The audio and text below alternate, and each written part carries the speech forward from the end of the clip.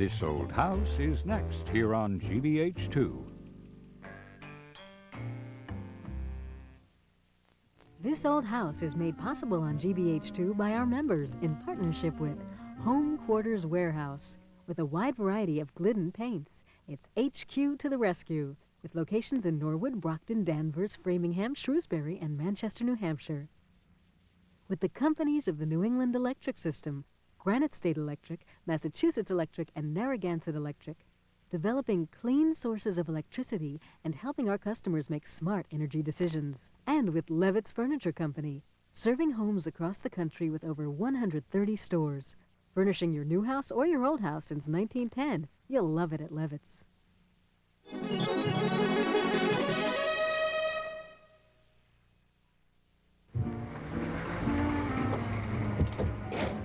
Whoa! Good morning. I'm Steve Thomas. And welcome back to This Old House. This is the last program on our Salem project and the first of our snow emergencies. Last night we got about 6 inches of the white stuff and everybody had to get their cars off the street. But the skiing's great.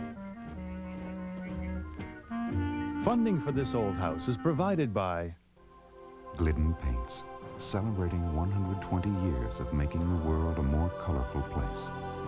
Glidden, a better way to paint. and by State Farm Insurance, keeping our promise of protection to generation after generation. Like a good neighbor, State Farm is there.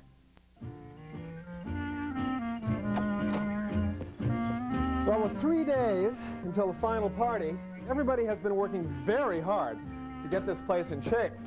None more so than Julia Clay and her crew, who specialize in faux finishes. And take a look at this. Wow, this is gorgeous.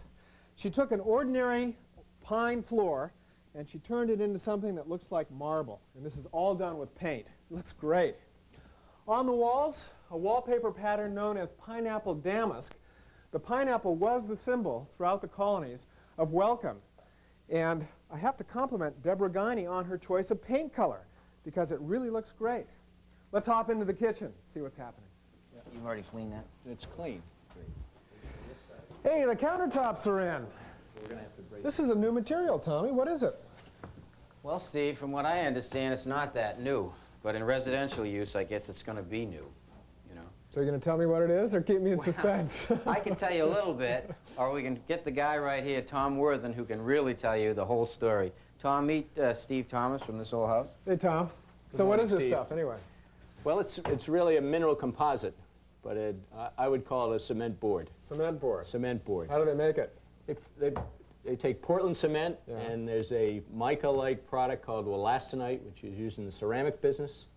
Put it in a slurry, Yeah. pour the slurry into a form, put a very heavy hydraulic press to press it down to 800,000 pounds per square inch.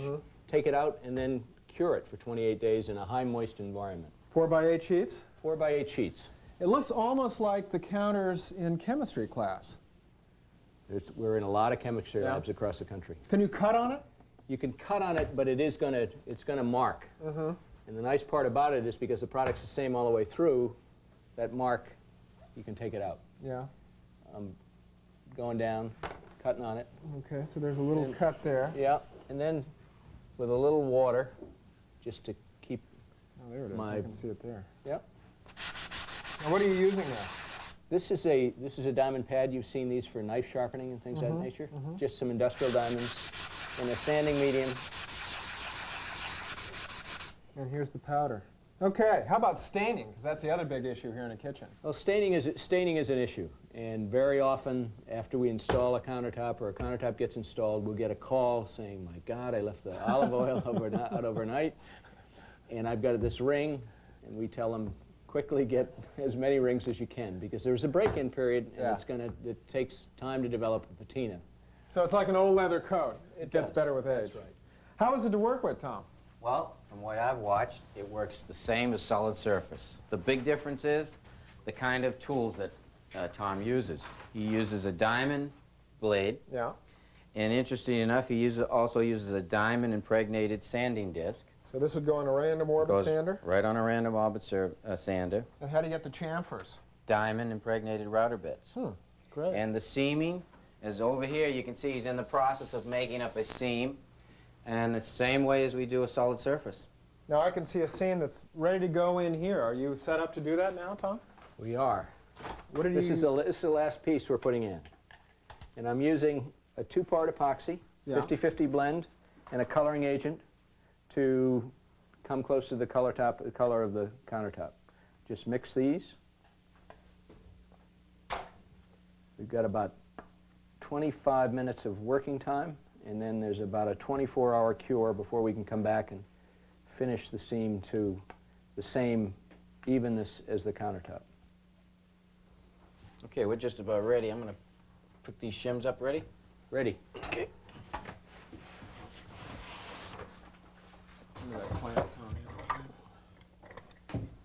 Okay, go ahead. You ready? Steve, can you get that clamp on there? Yes, sir. This is going to seam up just like a solid surface top seam. Yeah, that's pretty good. Yeah. I think I like it, Tommy. Yeah, I like it. I'm impressed. How much? Well, you're going to like that even better. How much? Steve, it runs around $30 a square foot installed. So that's about half the cost of solid surfacing, Tommy? Yeah, a little more. Yeah.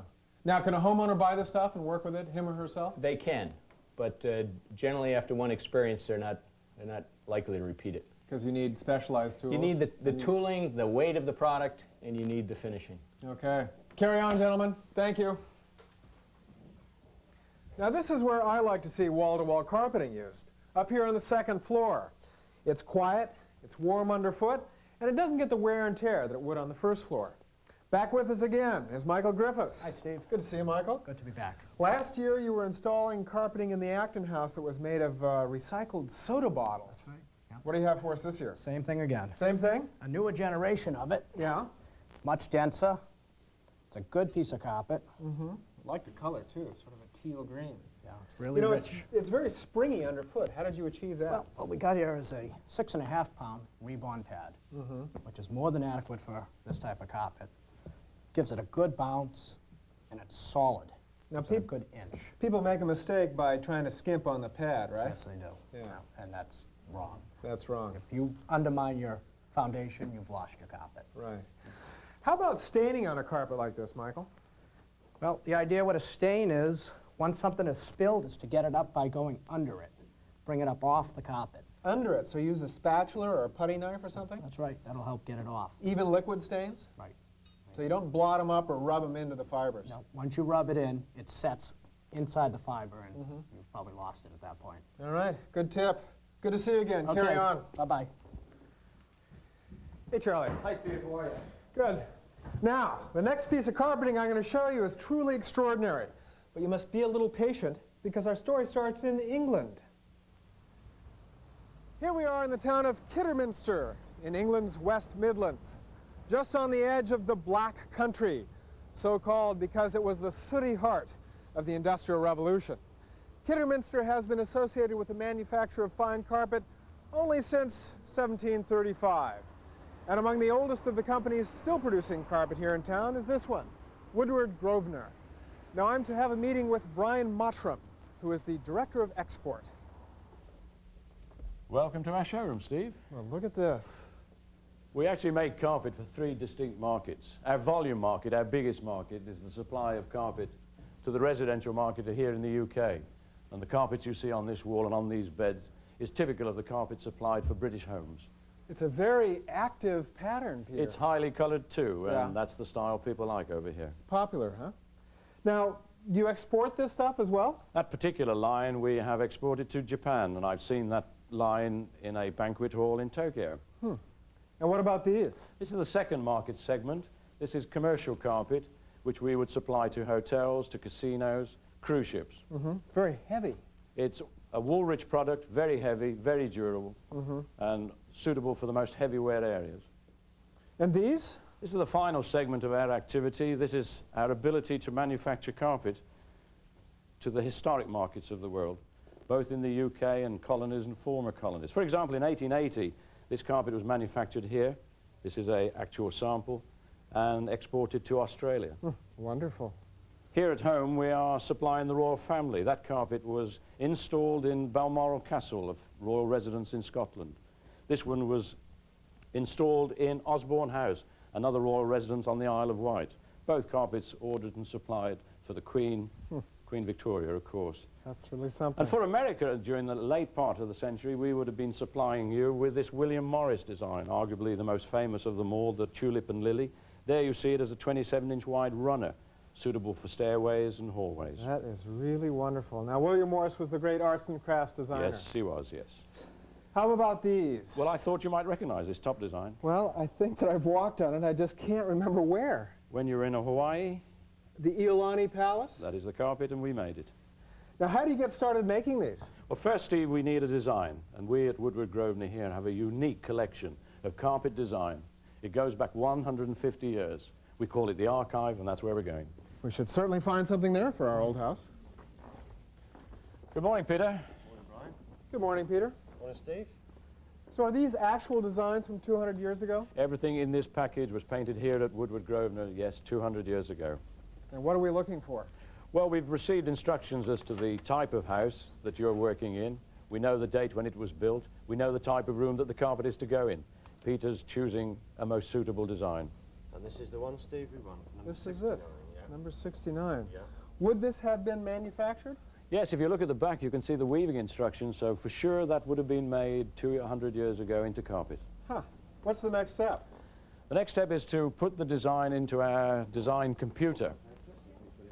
We still need, of course, the services of a carpet designer, but instead of a brush and paint, we now have a computer, the mouse acting as the brush. Well, it's coming along very nicely, Christine. But what I don't understand is if you have the original document, why do you need to redesign it in the computer? Well, in the early 19th century, this document would have gone direct to the loom, and from this document, the weaver would weave his carpet. All by hand. It must have taken weeks. It would have taken many weeks, yes. Now we scan the design into the computer and reduce that period to hours. Steve, we're now down in the factory, and this is the Jacquard Room. This is the process whereby we give the loom instructions to produce the design. And the system we use is a punch card system. So this is sort of like a big player piano roll. The principle really is exactly the same, although these cards, instead of selecting notes, select color at the loom. So how do you produce these cards? Well, in former days, we would use this manually operated machine. There is a full-size design paper, and row by row, the operator would scan the design. The starting point would be this card, and using the machine, and you see we have punches here. Yeah. So you insert punches in the holes. Produces a card full of holes or blanks. The point is that where in the card there is a blank, color is brought to the surface of the carpet. This must have been a very lengthy process. It was one of the longest processes in production, yes. But of course now we've got the design computer upstairs, we've brought down here the floppy disk. This is introduced into this machine, and that activates an automatic card stamping machine. So our pattern is on that floppy disk. Yes.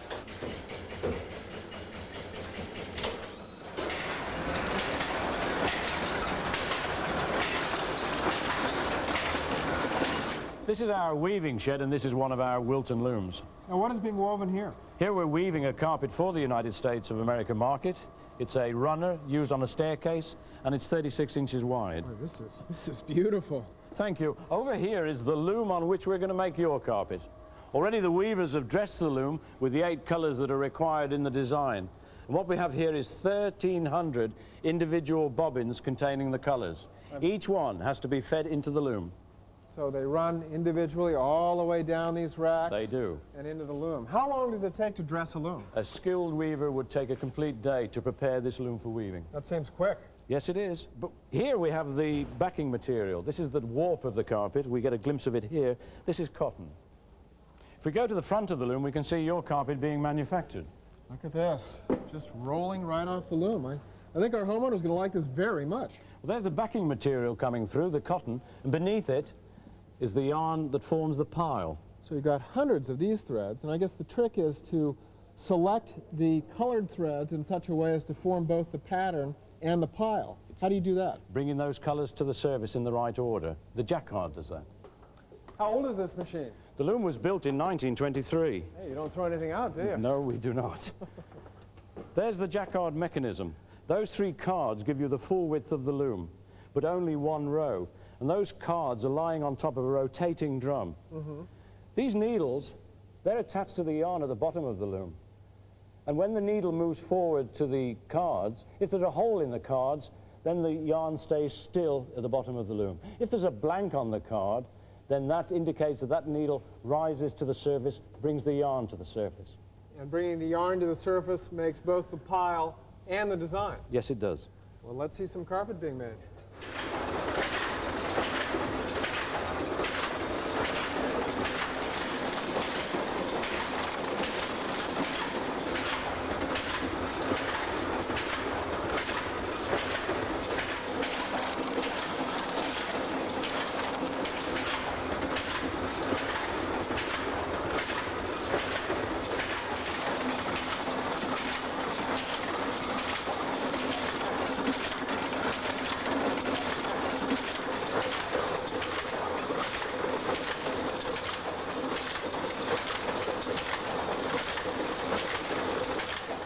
Next, Brian took me over to the dye house, where the yarn is dyed to get all these wonderful colors.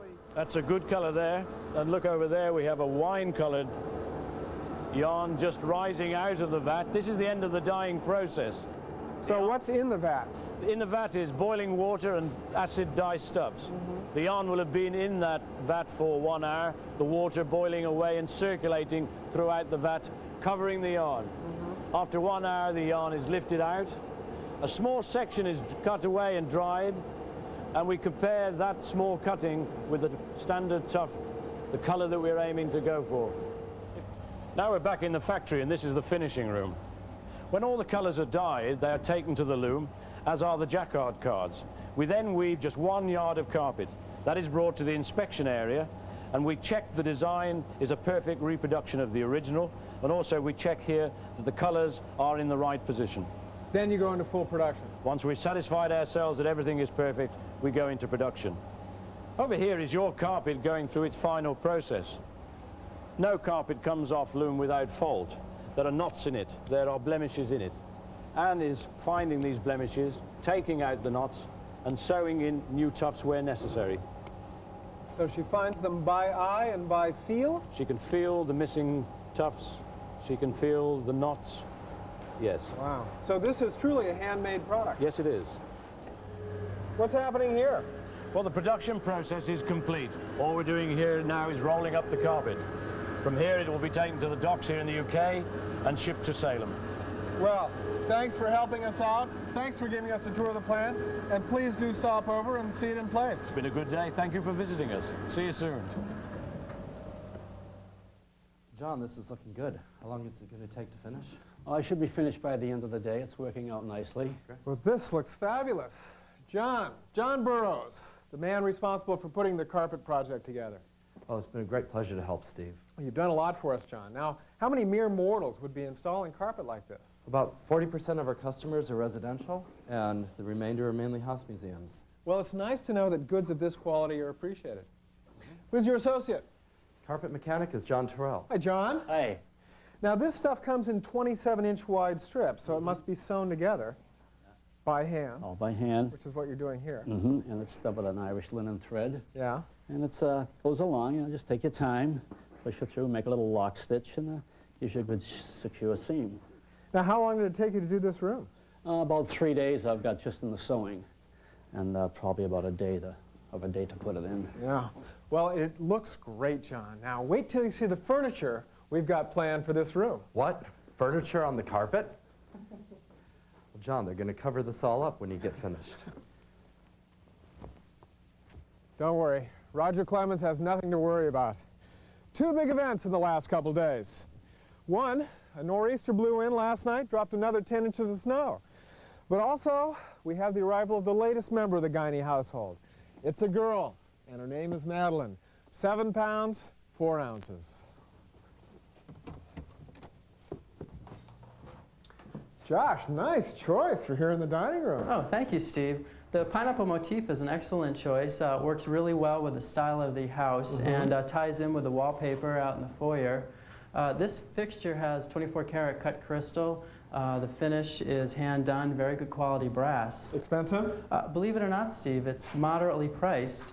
And I have another one in the foyer that I'd like to show you. I don't know that I'd have the courage to choose this one out of a catalog or a showroom, but it works very well here. Oh, well, thank you, Steve. I actually picked this fixture for a number of reasons. The antique white finish works so well with the color palette here in the hallway. The leaf motif is being picked up in the wallpaper. I like the glass. The glass is beautiful antique glass, but more importantly, it's a glare-free light, which is so important with a fixture that you're going to be looking at all the time. Good choice, Joss. Let's see what you've done in the kitchen. Was this the toughest room in the house? Oh, you bet, Steve. Kitchens usually are. There's a lot to coordinate. Hey, Paige, how's it going? What do you think? Looks good. So this is an extruded piece of aluminum that's meant to look like crown molding, right? That's right, Steve. It's a discrete light source. It's what's giving us our reflected light off the ceiling for the ambient light in this area. You hardly know it's there. And then over the island, you've got the flying saucers you promised us earlier. Right. These glass collars are actually recessed lights. They're giving us our task light.